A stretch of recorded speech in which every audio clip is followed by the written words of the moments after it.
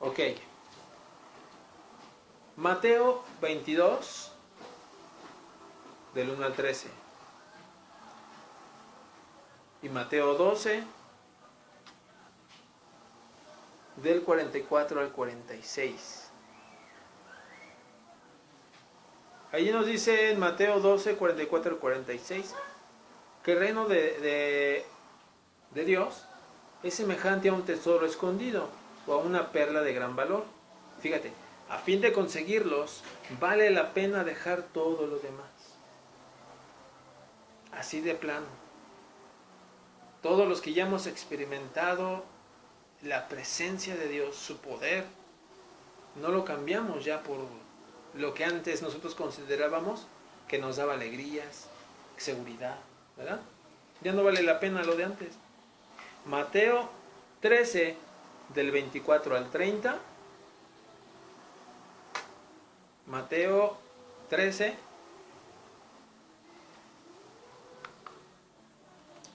del 24 al 30 y el versículo 36 al 43.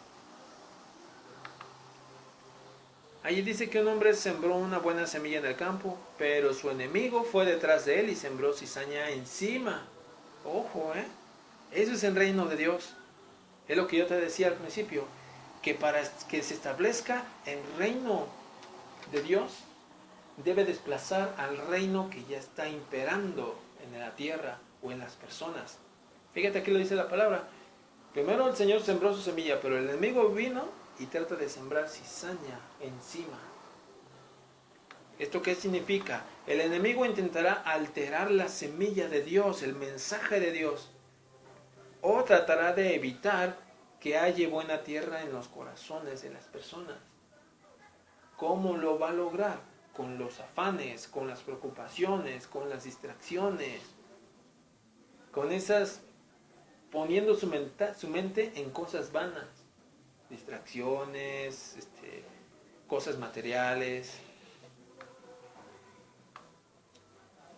Dice Mateo 18, del 23 a 35. Allí nos narra de un rey que quiso ajustar cuentas con sus súbditos y les perdonó todo lo que le debían. Eso es el reino de Dios. Es que está llegando la remisión de Dios, pero la gente prefiere seguir cargando con sus pagos, siguiendo pagando por esos delitos y pecados, ¿no? Esto es que el reino de Dios está lejos de las personas. Escuchen bien, Esto es lo que hace el ministerio de la iniquidad en la vida de los hombres, o el reino del enemigo, ¿no? Es o la ausencia de la cercanía del reino de Dios en las vidas. Esto es lo que pasa. Son robados. Cuando la gente, el reino de Dios no está cercano a ellos, son robados, saqueados, están siendo muertos, ¿verdad? Como debilidades de carácter, de la carne, se es flexible al pecado, porque no han desarrollado, ese hombre interior de ellos está muerto, ¿verdad? ¿Cómo van a poder confrontar todo lo que el enemigo les ponga enfrente? Fácilmente lo toman. Fíjate, todos aquellos que el reino de Dios está lejos de ellos, están siendo destruidos. ¿Cómo? Devasta la voluntad y la fe y el amor de las personas. Los devasta. Por eso están siendo destruidos. Otra cosa, están siendo alejados de conocer la verdadera vida. Cuando no permiten que la cercanía del reino esté en sus vidas, están siendo alejados de conocer la verdadera vida. Están siendo desviados de encontrar el camino. Están siendo privados de su propósito. Los ciega para que no descubran su destino, ¿verdad? Te lleva por donde quiera, por cualquier viento de doctrina, ¿verdad? Los convierte enajenos de las riquezas del reino, como sanidad, justicia, salvación, perdón. Te nubla la vista para que sigas siendo esclavo y no busques la libertad, o no encuentres la libertad en Dios. Eso es lo que está haciendo el enemigo con tanta distracción. Estas señales identifican a aquellos que aún no ven el reino de Dios establecido en sus vidas o ha dejado que se acerquen el reino. Esto es lo que pasa con las personas cuando no le permiten al reino establecerse. Buscan ayuda en quien sea, menos en Dios. Y esto a Dios no le agrada, ¿no? Adoptan prácticas diversas, modas ritológicas, padecen diversos males y enfermedades, raras muertes, muchas tempranas, tienen relaciones tormentosas, conflictivas, separaciones prematuras, divorcios, sufren de ceguera espiritual y manifiestan una vana religiosidad. No ven la diferencia entre lo santo y lo profano. Cargan cargas pesadas y se resignan a ello. Viven en el mundo su existencia sin esperanza y sin Dios. Por eso vemos gente así, que no ven la alegría, porque el reino de Dios, no permiten que el reino de Dios se acerque. Y al contrario, esto es que está cercano al reino de Dios. Es estar en libertad espiritual. Cuando el reino de Dios está cerca de ti, tienes libertad espiritual. Dejas de ser un esclavo del sistema presente o de este mundo, ¿verdad? Hay paz en la vida de las personas, ¿verdad?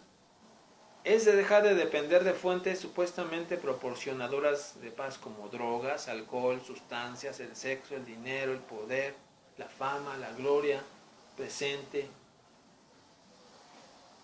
El reino, cuando significa luz en las vidas y verdad, cuando el reino de Dios ya está presente en las vidas. Quien cree en mí, dice la palabra, tendrá la luz de la vida y no andará en tinieblas. Sabrá hacia dónde ir, qué hacer, cómo hacerlo, en quién confiar y a quién no seguir. ¿Verdad? También, ¿qué es que el reino de Dios está cercano? Es tener conocimiento preciso. Juan 8:32. Allí nos dice bien clara la palabra de Dios. Y conoceréis la verdad y la verdad los hará libres. Tú ya no andas confiando en esto, que el otro, que me dijo mi comadre, esto, mi compadre, que me dijo mi primo, mi hermano, mi mamá, que hiciera esto y el otro, que fuera con el brujo a la limpia. No. El reino de Dios está cercano es tener correcta dirección. Vamos a verlo. Mateo 16, 15 y 16. Fíjate, el Señor les habló y les dijo, díceles él, ¿y ustedes? ¿Quién dicen que soy yo? Simón Pedro contestó, tú eres el Cristo, el Hijo del Dios vivo. Eso es tener una correcta dirección, ir en el camino correcto. Esto es lo que hace que el reino de Dios esté cercano a las personas, ¿verdad? Ya no hay ambigüedades, ya no hay de que cosas así inciertas, ¿no? Creo que esto, ahora voy a probar el otro. También el apóstol Pedro dijo, ¿a dónde iremos, Señor, si solo tú tienes palabra de vida eterna? ¿Verdad? Juan 6:24. Esto lo dijo el apóstol. Señor, ¿a quién iremos? Tú tienes palabras de vida eterna. Y nosotros hemos creído y conocemos que tú eres el Cristo, el Hijo del Dios viviente. Ellos estaban en lo correcto. Por eso es que ya no seguían ni adoraban a nadie más. El reino de Dios no consta de comida y bebida. O sea, no se reduce a lo físico ni a lo material, sino a lo espiritual. Marcos 10:23 es lo que dice. Jesús, mirando a su alrededor, dijo a sus discípulos: qué difícil es que los que tienen riquezas entren en el reino de Dios. ¿Qué le dijo a un joven, ¿no?, que se le acercó? Maestro bueno, ¿qué tengo que hacer para heredar o recibir la vida eterna? Le dice, ¿no? Todos los mandamientos desde mi juventud los he obedecido, dice. Dice, una cosa te falta, ve y vende todo lo que tienes. O sea, deja de confiar en tus riquezas y confía en mí.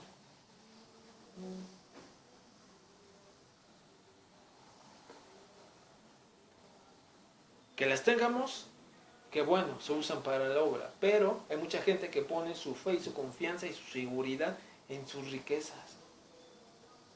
Eso les da una alta estima, no sé qué, ¿verdad?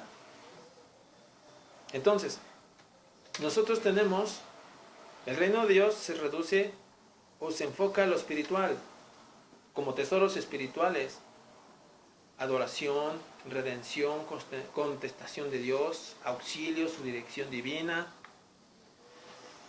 Fíjate, el reino de Dios, como ya lo vimos, que no consta de lo material ni de lo físico, sino de espiritual, afecta nuestro carácter. Y en nuestro espíritu también recibimos bendiciones. Hay frutos del espíritu, ¿los quieres apuntar? Frutos del espíritu. Ahí viene en Gálatas 4:22. Esto sí que es la riqueza del reino. Esto que vamos a ver ahorita. No que esperemos como el falso evangelio de prosperidad, que nuestro negocio sea el mejor, que crezca, que tengamos casas, coches, viajes, aviones. Eso no. Esto es lo que verdaderamente es de Dios. 1. Amor. Estos son los frutos del espíritu, Amor. Alegría. Paz. Amor, alegría, paz. Paciencia. Amabilidad. ¿Verdad? Bondad. Fidelidad. Humildad. Dominio propio. Esto es lo que ocurre en nuestra persona. Esta es una riqueza que ni yendo con psicólogos, que ni yendo con terapias, que ni yendo a cosas semejantes las vas a poder lograr o desarrollar en tu vida. Él las logra, Dios en ti. Y por el otro lado, tenemos los dones espirituales. Una cosa son los frutos del espíritu que Él logra en el creyente, y otra cosa es un don espiritual, pero enfocado al ministerio de Dios, al servicio que le vamos a dar a Dios, ¿verdad? Por un lado, Dios transforma nuestra personalidad y nuestro carácter para que funcionemos bien utilizando esos dones espirituales, ¿verdad? Ahí van. Esto está en 1 Corintios, capítulo 12. Los dones espirituales están en 1 Corintios, capítulo 12, del 8 al 10. No se los menciono, pero ahí los pueden leer. Palabra de sabiduría, palabra de ciencia, fe, sanidades, milagros, profecía, discernimiento de espíritus, diversidad de lenguas, interpretación de esas mismas lenguas. Estos son los dones que da el Espíritu, ¿verdad? Esta es la manifestación del don del Espíritu que Dios nos dio, ¿verdad? Esto se los digo, mis hermanos, para que no sigan a esos engañadores que les prometen libertad, pero ellos mismos están en esclavitud, lujuria, avaricia, codicia, mentira. Estos son los verdaderos riquezas del reino. La palabra también dice que Dios nos dio las arras del Espíritu. Esa es una riqueza. ¿Con qué tú puedes conseguir esto? Nada. Un mago quiso hacer lo mismo. ¿Y sabes qué le dijeron los apóstoles? Perezcas con tu dinero porque has querido comprar el don de Dios con dinero. Entonces, no. Segunda de Pedro 2:19 nos dice en la palabra: Prometen libertad cuando ellos mismos son esclavos de la corrupción, pues cada uno es esclavo de aquello que lo domina. Ellos son esclavos del dinero. Su Dios es el Dios Mamón, el Dios del dinero. Su Señor es el Señor es su Señor bolsillo, los que predican el Evangelio de prosperidad. Fíjense, aquí encontramos la respuesta del por qué nuestro Yeshua llamó a los discípulos, les dio autoridad para predicar el reino de Dios y producir los frutos del reino, ¿verdad? Dice que el reino de Dios iba a ser quitado de aquellos a los cuales ya se les había encomendado, ¿verdad? Anunciarlo y acercarlo a las personas, y que iba a ser dado a gente que produzca frutos de él. Espero yo en el Señor que todos los que estemos ahorita escuchando esto seamos esta gente que está cumpliendo con la voluntad de Dios, de estar acercando el reino de Dios a las personas, al llevarle las buenas nuevas, al hablarles de arrepentimiento, ¿verdad? Ejemplo, cuando el reino de Dios se establece en la vida de una familia o una persona, hay gozo aunque no haya riquezas. ¿Sí o no? ¿Has encontrado gente así? Hay gozo aunque no haya riquezas. ¿Cómo se reunían en la iglesia primitiva? Ellos compartían lo que tenían, eran las cosas, todas las tenían en común, ¿verdad? Actualmente en lugares muy apartados, así muy aislados de la civilización, se reúnen bajo un techo de palmeras, el piso de tierra, sus bancas son de puros troncos, sus altares o su púlpito es de puras piedras. Entonces tú dime, hay gozo porque el reino de Dios está cercano a ellos. Lo dice un proverbio, ¿no? Que es mejor la casa donde se come legumbres que la casa donde hay carne y banquetes. Allí en el reino de Dios son agradecidos, dan gracias por los elementos, pero donde hay todo tipo de banquetes y manjares, jamás dan gracias por, ¿verdad? Donde en casa de ricos hay desprendimiento cuando el reino de Dios está cercano. Los apóstoles tenían todo en común y compartían lo que tenían, ¿no? Mateo 5:19 dice: mas cualquiera que los haga y los enseñe, este será llamado grande en el reino de los cielos. Fíjate, alaban al Señor en medio de la aflicción. Cuando el reino de Dios está cercano a nosotros, alabamos a Dios en medio de la aflicción. ¿Sí o no? En medio de la debilidad, de los problemas. Cuando todo el mundo está temblando y preocupado, los del reino estamos alegres. Yeshua, nuestro Señor y Salvador, anduvo predicando el reino de Dios. Se ha acercado por medio de él, de su ministerio, nos dio una muestra de lo que encontraremos en el reino de los cielos, ¿verdad? Quienes no experimenten un nuevo nacimiento no verán la manifestación ni entrarán en su reino, porque se necesitan nacer de agua y de espíritu, ¿verdad?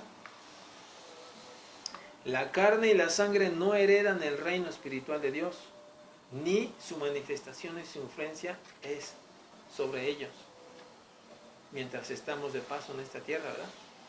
Marcos 10:23, como ya se los había dicho, ¿no?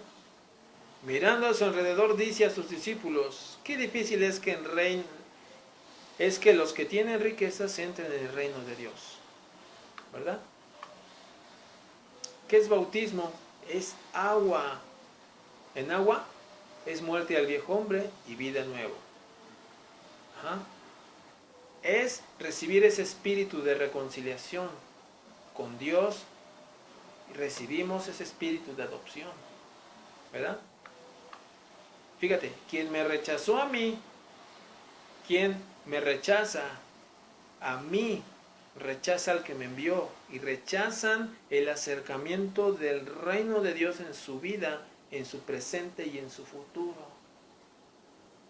Quedan excluidos y serán echados fuera, como este hombre que se metió, que dice el Señor, que narra lo de la parábola de las bodas, ¿verdad? Allí en Mateo 22, 11 y 12. Y entró el rey para ver a los convidados, fíjate, y vio allí a un hombre que no estaba vestido de boda.